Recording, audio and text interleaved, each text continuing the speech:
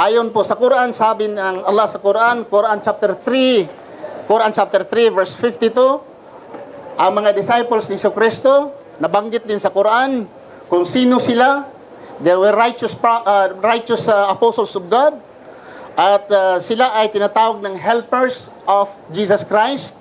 Nabanggit din ni Allah sa Quran chapter 3 verse 52. At si Jesucristo ay kinuha ni Allah, dinala sa langit. Saan po mabasa? Dinala po ni Allah sa langit si Jesucristo. Quran 3, Suratul Al-Imran, verse 55 to 58. At ang paglikha po ni Jesucristo, the likeness of the creation of Jesus is like the likeness of the creation of Adam. Nga si Allah ay nagsabi lang kay Adam or sa bagay ng kanyang mga nilikha, kun fayakun, be and it is. Sa salita lang po ni Allah ay nalikha po si Jesucristo. Kaya ang Diyos po ay hindi gaya ng tao na gumagawa ng tao, iba ang ginagawa. Ha? Gaya ng hayop, kung ang hayop ay gumagawa ng hayop, maghanap muna siya ng babae. Ang tao rin, kung gusto siyang gagawa ng tao, maghanap din siyang tao na babae. Pero ang Diyos, kung magawa siya ng tao, anong gagawin? Sabihin lang ng Panginoon, malikha at malikha. Sasabihin lang ng Panginoon. Paano niyang likha ang mga bituin? Paano nilikha ang bundok? Mga bundok, ang dagat, pati ipis, paano nilikha? Ha? Sinabi lang po ng Panginoon ayon po sa paniniwala ng Islam, be and it is. Kun, fayakun. Nalikha ang lahat. Including po Jesucristo. Another thing dito, tungkol po kay Jesucristo, si Jesucristo ay dinala sa langit, Quran chapter 3 verse 55, at siya ay isang inspired apostle. Inspired siya na apostle. Quran chapter 4 verse 163, si Jesucristo po ay a righteous prophet. Ang lamisa, pagkain ni Jesucristo. Di ba mayroon sa Christianity nga kumain sila? Yung mga disipulo ay kumain si Jesucristo kasama ang kanyang mga disipulo. Tinatawag na Last Supper. Sa Islam mayroon din silang kainan. Pero ang pagkakaiba sa Kristiyano at sa mga Muslim, ang pagkakaiba dahil yung detalye sa pagkain dito sa Quran ay nabanggit. Sino ang Kristiyano dito? Mag-isip na saan galing ang pagkain ni Jesucristo? Bilang mga Kristiyano dati, saan galing ang pagkain ni Jesucristo? Sa langit o sa lupa? Ha? So ang pagkain ni Jesucristo, ayon po dito sa Quran, galing po sa langit. Dahil ang mga disipulo ni Jesucristo nagtanong or binigyan si Jesucristo ng pagsubok sa kanyang mga apostoles, nagsabi kung ikaw po ay totoo na ikaw ay sugo ng Panginoon, ikaw Jesucristo.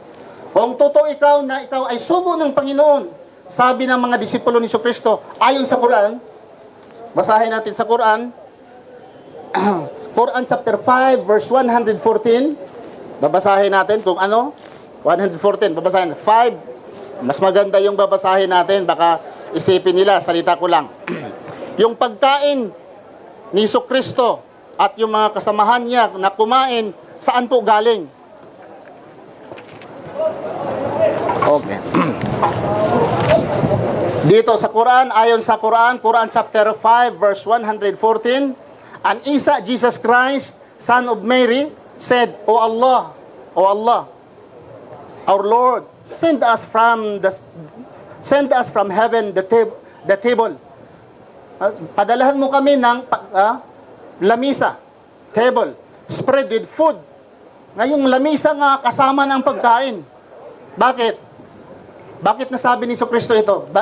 Dahil yung mga disipulo ni Jesucristo, mga apostoles, ayon sa Quran chapter 5 verse 113, they said, yung mga disipulo ni Jesucristo, we wish to eat thereof and satisfy our hearts, to be stronger in faith, and to know that you have indeed told us the truth, and that we ourselves be its witness. Ibig sabihin, parang sinusubukan si Jesucristo. Kung talaga naman ikaw ay propeta, sige, gusto namin kakain ng pagkain. So, ang ginawa ni Jesucristo, kasi gusto nila ay galing sa langit, nagdasal si Jesucristo, at binigyan siya, sumagot ang Allah sa Quran, for the first and the last.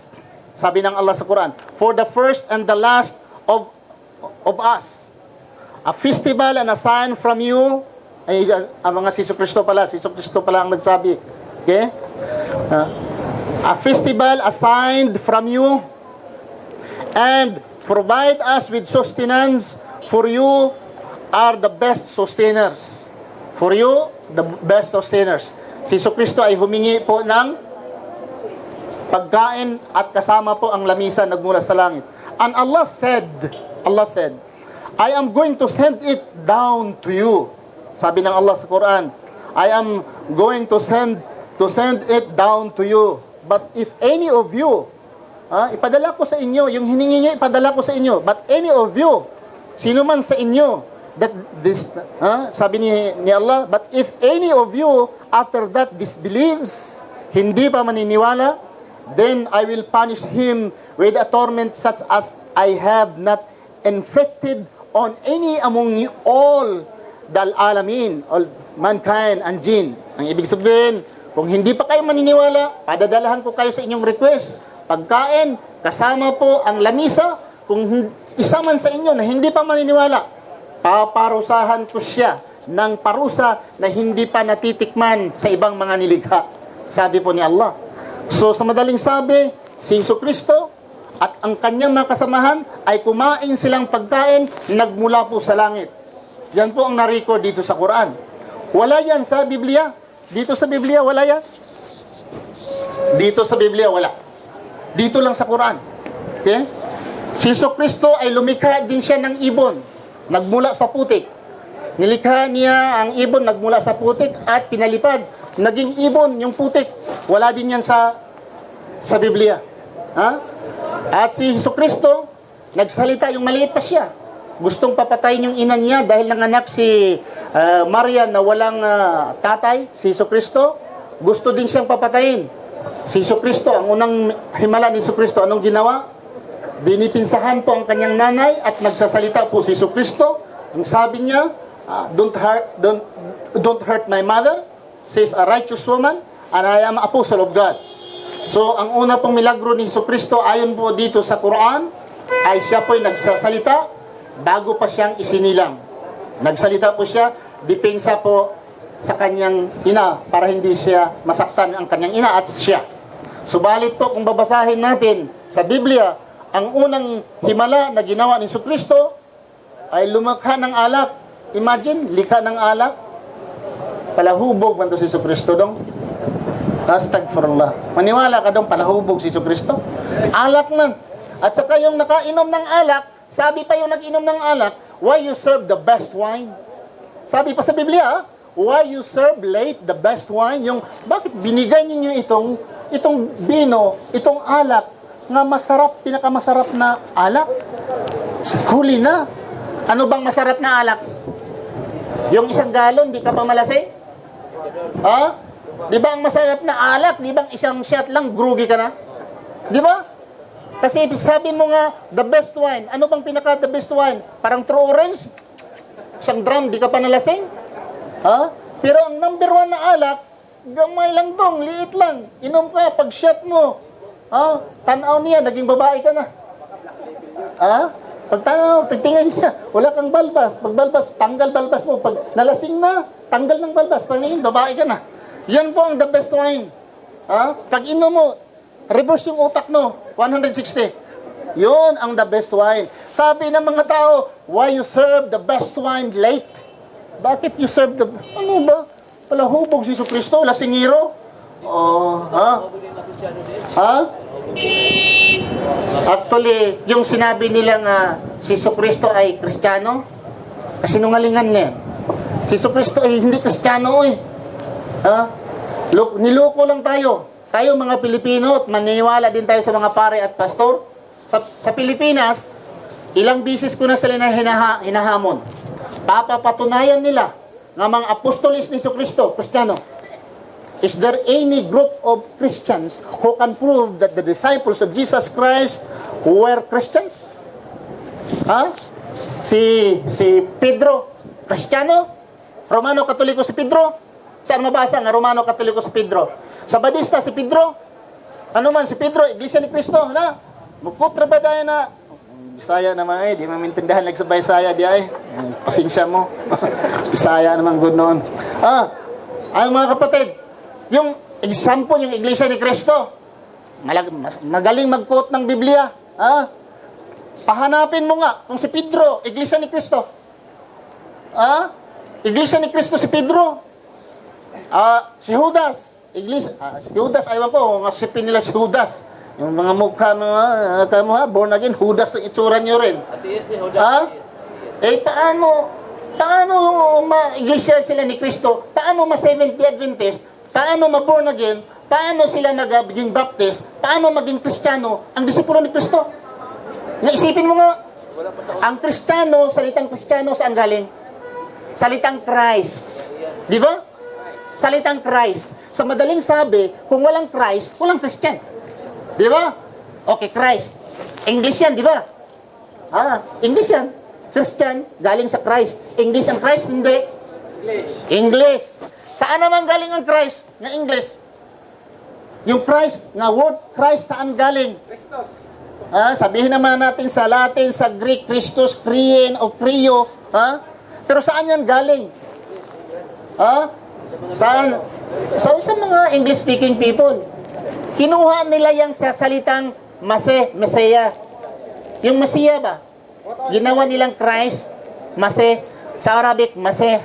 Sa Hebrew, Messiah. Sabi nila, Mesias. Tapos, ang Mesias, di-translate ng Kristo, ang layo-layo. Mesias, Kristo. Malayo, hindi. Ang layo So, ang ibig sabihin niya, sinong Kristiyano ngayon, mga Mesias mo kayo. Kasi yan ang salita. Where the Christ came from. The word Christian from where? From the root word Christ. The Christ word, Christ, from where it came from. Magbasa nga kayo ng etymology. The etymology of Christ, saan galing? Saan? Galing sa Messiah. Okay? The correct translation is anointed. That's why anointed. Christ, anointed. So, Messias. Saan na galing Christian? Galing sa Amerika, walang Christian. During the time of the Prophet Jesus, alayhisalam, there is no word Christian in the Middle East. There is no word Christian or Christ in the Middle East during the time of Jesus Christ. Because there were no English-speaking people during the time of Jesus. Christian, English terminology.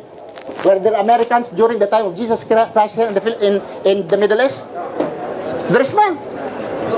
So ano ang tawag nila noon? Mga ano sila? Hindi yan relihiyon. In the beginning, Messiah or Messias is not a religion.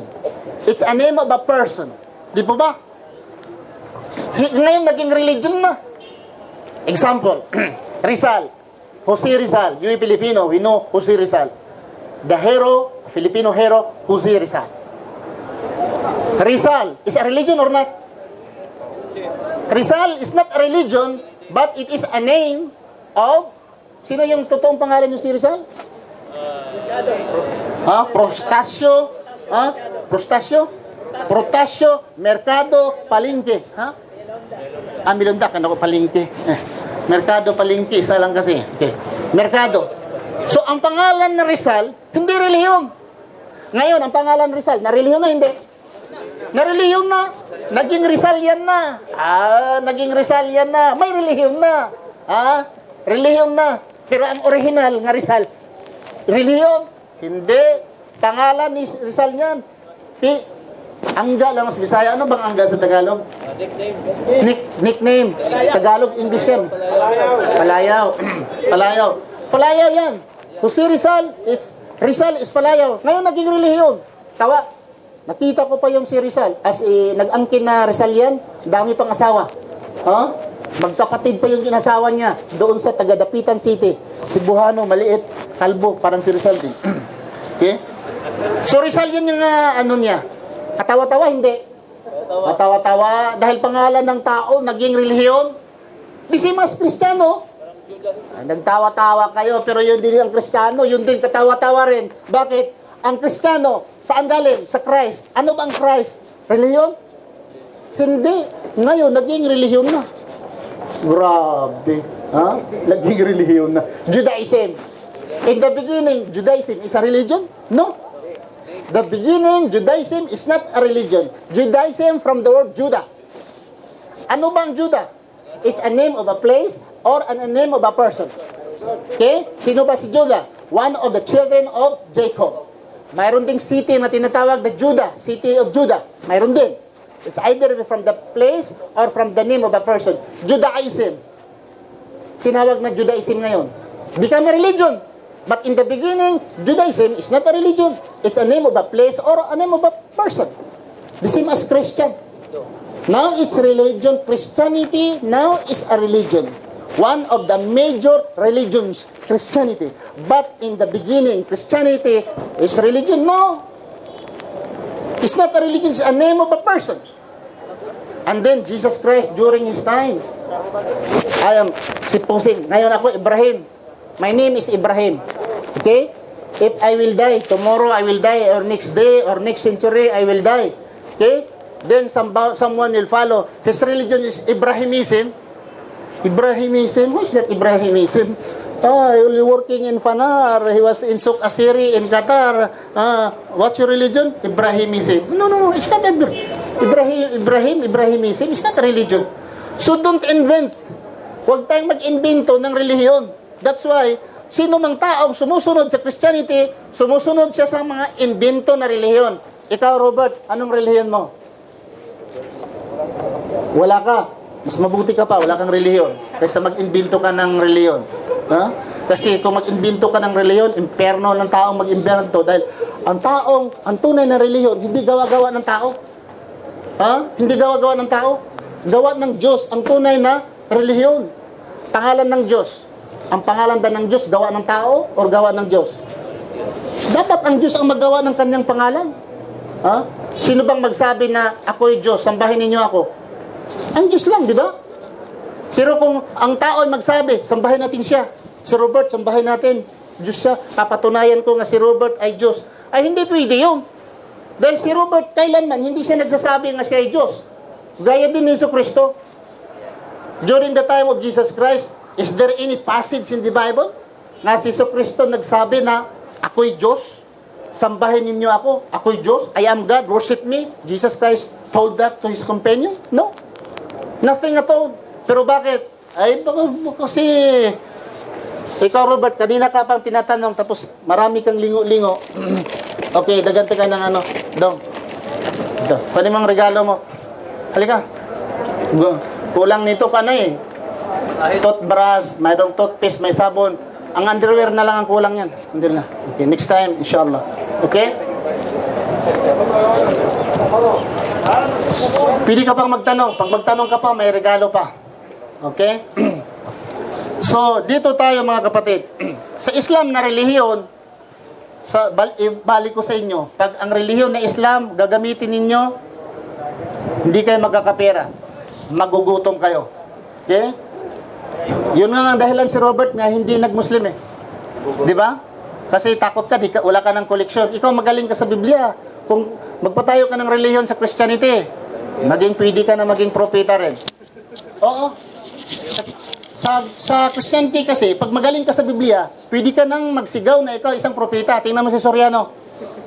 Sumisigaw na si Soriano. Tingnan mo si Felix Manalo, magaling sa Biblia. Di sumigaw na propeta siya. Ha? Ano bang prueba nga si Manalo ay propeta? Anong prueba? Sabihin na, isang magdadagit, isang ganon. Sino nagsabi? Okay, pakinggan ninyo. Ang isang propeta, ito lang ang propeta kung anong relihiyon pinasukan. Sinong propeta sa Biblia nga dumaan ng mga iba-ibang relihiyon bago siya naging propeta? Si Moses pa, dumadaan? Si Jesucristo ba? Or si Abraham ba? Sino pang mga propeta? Dumadaan-daan ng anong relihiyon tapos naging propeta? Nagdaan sa Romano Katoliko, si Felix Manalo. Nagdaan sa Seventh-day Adventist. Ano pang dinaanan? I think Baptist. Hindi yata babaw sa 4 na relihiyon dinaanan ni Felix Manalo. Bandang huli, nagpatayo Iglesia ni Cristo. Siya ay propeta. Propeta, ilang dinaanan mo? Ha? Inang daan naging propeta. At sabi pa, hindi ka maiglesia ni Cristo kung hindi ka mabautismuhan. Di ba? Basahin mo sa Biblia. If you believe in Christ, you will be baptized. And everyone, sabi sa Biblia, hindi ka magkristyano pag hindi ka mabautismuhan. Di po ba? Si Manalo, nabautismuhan? Sino sinong dating iglesia ni Cristo? Ikaw, nakagaan ka? Sinong nagbautismo ni Manalo? Felix Manalo? Wala. So wala, hindi siya nabautismuhan. So, nabautismuhan siya sa Seventh-day Adventist. Nabautismuhan siya. Pero, yung sabihin natin, yung iglesia ni Cristo na siya, ay hindi siya nabautismuhan. Okay, another thing. Kung ikaw, propita, alam mo ang mali, alam mo ang tama. Propita ka eh. Dito, kung babasahin mo ang doktrina, I have the doctrine of iglesia ni Cristo. Ito, hiningi ko ito sa pastor na iglesia ni Cristo. Si Augusto Ramos Cute. Dating iglesia ni Cristo, ministro, nga na-assign sa Japan 5 years. The entire Japan, siyang nag-head sa iglesia ni Cristo. Itong iglesia ni Cristo na doktrina.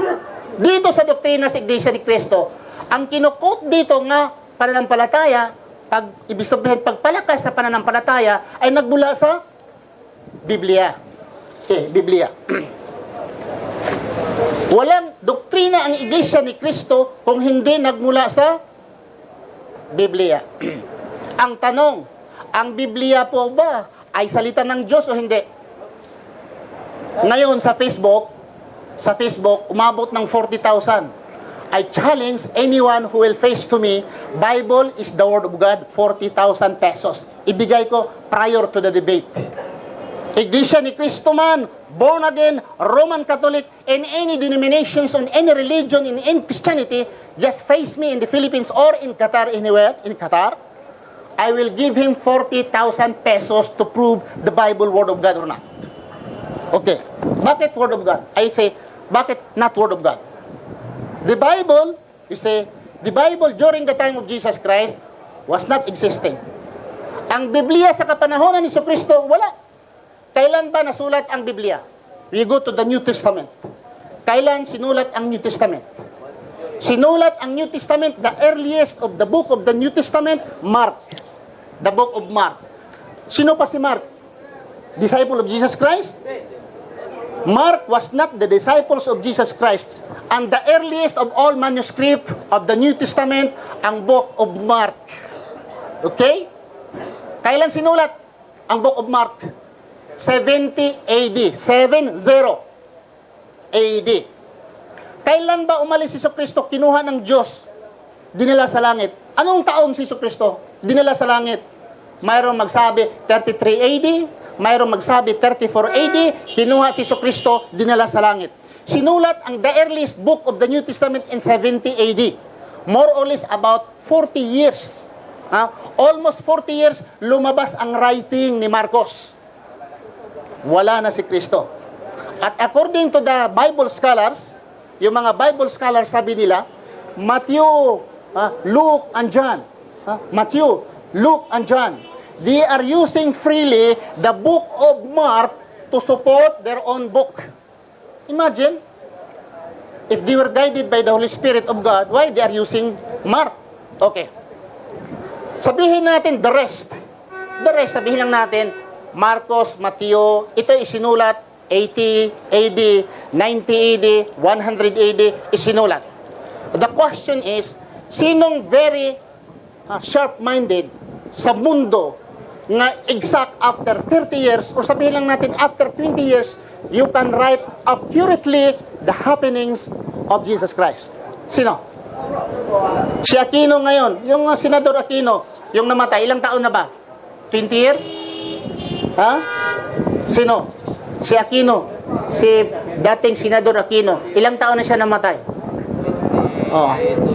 Kung tatanungin ninyo ako, kasi kayo siguro, baka hindi pa kayo nasilang, di ba?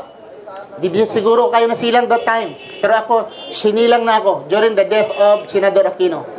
Okay. If I will write exactly the incidents kapanahonan ni Aquino, ang maalaala ko lang, Tarmac, Galman, Aquino, ano pa? yung mga,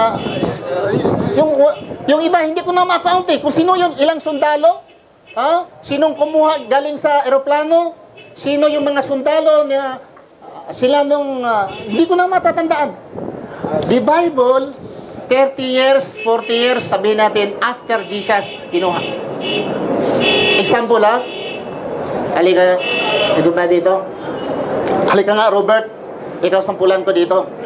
Dito, halika dito, sampula para marigdagdagan yung regalo mo. Ito, hindi ito Muslim ha, halika nga. Starring sa YouTube. Starring ka sa YouTube ha, halika nga.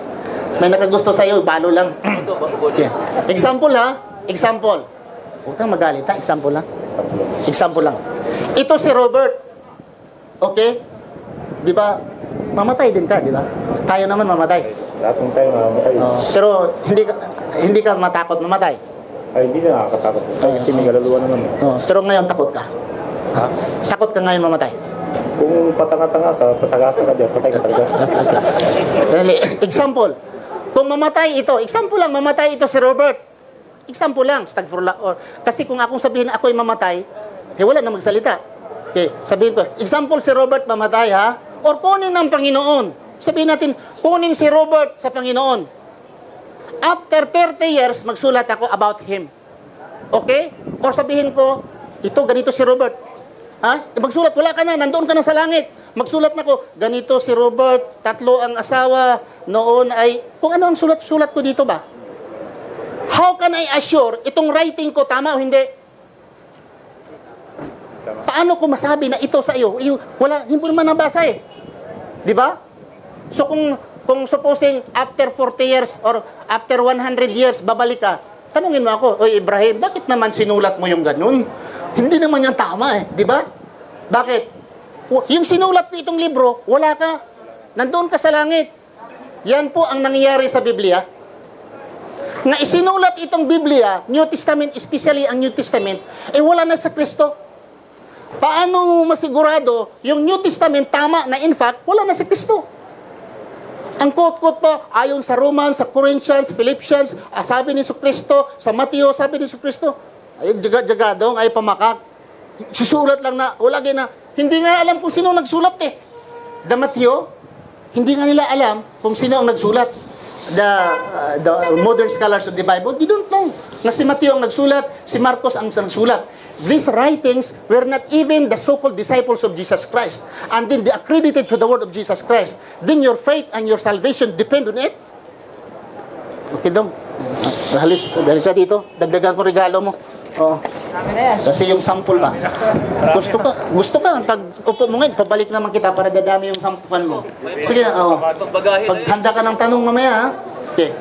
So, ang punto ko dito, brother, sinong magsabi nga salita ni Jesucristo ang Matthew, Marcos, Lucas, Acts, ano pa, Romans, 1 Corinthians, Revelation, down to Revelation. How could you say these are the words of Jesus Christ? Those books were written after the disappearance of Jesus Christ.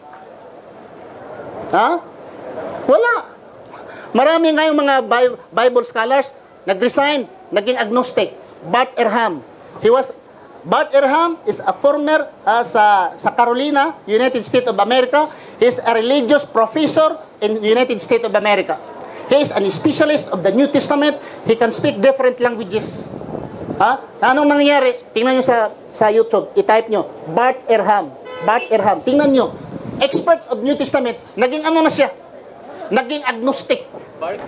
Bart, iba yung bark nan yun, aw man yun. But, letter T, Toyota ang last. B, as in boy, Apple, Rodriguez, Tamayo. Bart. Paano nga nasabi natin? Ha? Ito, halik-halikan pa nga. Salita daw ni Jesucristo. Jaga-jaga salita ni Jesucristo. Hindi nga alam natin sino nagsulat nan eh. Ha? Bakit we are concerned? Why we are concerned? Jesus Christ was a Muslim. Muslim si Jesucristo. Dito, nabasa dito, Muslim si Jesucristo. Ha? Tapos, ginagano lang natin, nakakahiya ba? Example ha, si Jose Rizal isang Pilipino, di ba ba? Isang Pilipino si Jose Rizal. Tapos may magsulat na Japanese. Inaangkin niya nga Japanese si Jose Rizal. Hindi tayo natawa sa kanya? Or ang kinin ng mga Amerikano nga si Jose Rizal ay isang Amerikano. ganito ang buhay ni si Rizal ay Amerikano siya.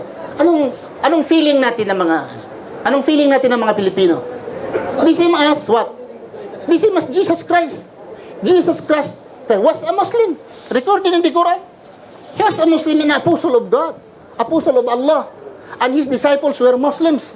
And now they are claiming these Muslims and they are claiming that they are Christians. Grabe naman. Ha? The same, di ba? The same is sabihin natin, example lang. Si Philemon Reambunanza. Hindi nyo kilala, no? Si Philemon Reambunanza, kaibigan ko, siyang nag-angkin nga siya si Jose Rizal. Okay? Taga-Dapitan. Ngayon nandoon na sa Manila. Marami silang membro. Spread sila. Siyang nag-angkin nga siya si Jose Rizal dahil ang espiritu daw ni Kristo, yung kinuha ni si Kristo, yung espiritu ay pumasok ang Jose Rizal. Yung wala naman si Jose Rizal ay pumasok din sa kanya. Ang angkin niya ngayon, Rizalian siya. Maraming nag-angkin na Rizalian. Kahit man yung PBMA, yung may sing-sing dito, Rizalian din yan, ha? Yung may PBMA, Philippines, Benevolence, yung Ikleo, Rizalian din yan sila. Ha? Ang turo din sa Deep Inet, Rizal din. Pero may kaibigan din ako nga Rizalian, Pilo, taga Dumaguete, at taga Dapitan City. Okay. Siya ang nagtawag na Rizalian. Doon sa Dapitan City.